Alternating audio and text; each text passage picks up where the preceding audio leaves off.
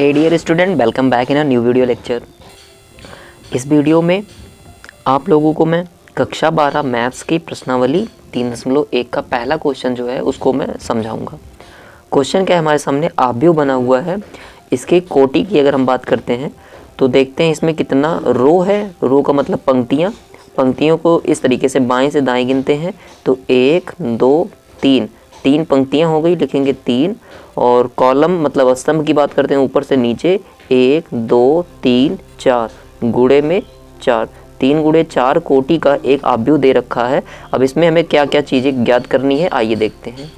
तो इसके लिए पहला प्रश्न है, आव्यूह की कोटि को निकालना है। कोटि क्या हो जाएगी इसकी, 3 गुणे 4।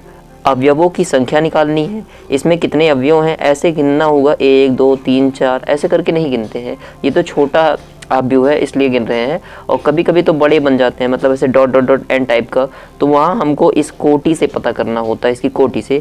तो इसकी कोटि को गुणा कर दीजिए, 3 गुणे 4 12। तो इसमें अवयवों की संख्या कितनी हो जाएगी, 12। तो दूसरा प्रश्न भी हो जाएगा। आव्यूह में जो हमारा ये आव्यूह बना है उसमें अवयवों की बताना है कि ये अवयव कौन से हैं, यानी कि A13। 13 का मतलब हुआ पहला वाला जो है ये पंक्ति यानी कि रो को दिखाता है, ठीक ना, पहला वाला रो को दिखाता है। और जो ये 3 लिखा है ये कॉलम को दिखाता है। तो पहला वाला जो है वो पंक्ति को दिखाता है, दूसरा कॉलम को यानी स्तंभ को।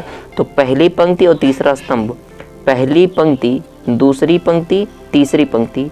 देखिए ये पहली पंक्ति हो गई, ये दूसरी पंक्ति हो गई, ये तीसरी पंक्ति हो गई। ये पहला स्तंभ हो गया, ये दूसरा स्तंभ हो गया, ये तीसरा स्तंभ हो गया और ये चौथा स्तंभ हो गया। अगर यहाँ पर बात करते हैं, मैं लिख देता हूँ एक बार, ये पूरा आपका हो जाएगा स्तंभ और ये आपकी हो जाएंगी क्या, पंक्ति। ये हो जाएगी क्या आपकी पंक्ति। तो पहली पंक्ति ये हो गई पहली पंक्ति और उसमें कौन सा स्तंभ, तीसरा स्तंभ। तो पहली पंक्ति में तीसरा स्तंभ, मतलब ऐसे और ऐसे में जो ये अवयव आता है यही हमारा हो जाएगा A13। लिखते क्या है हम इसमें, तो अगर मैं पहले वाले का उत्तर लिखूं कि आव्यूह की कोटि क्या होगी, तो इसकी कोटि हो जाएगी, कोटि बराबर 3 गुणे 4। दूसरा आंसर जो हमारा बनकर आता है, अवयवों की संख्या लिखेंगे, अवयवों की संख्या बराबर हो जाएगा 3 गुणे 4 12। तो इसमें 12 अवयव होते हैं। तीसरे प्रश्न को हम लोग हल करते हैं। तीसरे प्रश्न में हमसे पूछा गया कि A13 का मान कितना होगा। A13 माने कि पहली पंक्ति तीसरा स्तंभ। तो पहली पंक्ति और तीसरे स्तंभ में अभी हमने देखा तो क्या आया था, 19। तो लिख देंगे यहाँ पर 19। इसी तरीके से मैं पहले सारों को लिख लेता हूँ।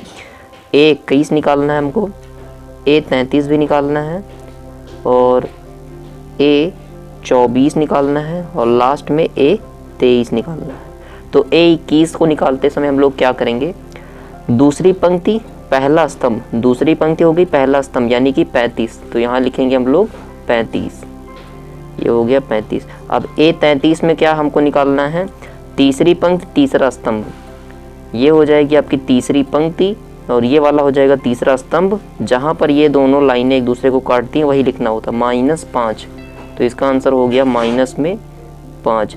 A24 दूसरी पंक्ति चौथा स्तंभ, दूसरी पंक्ति ये हो गई दूसरी पंक्ति और चौथा स्तंभ ये हो गया चौथा स्तंभ।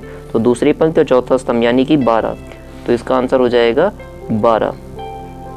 ठीक, लास्ट में बात करते हैं A23 की।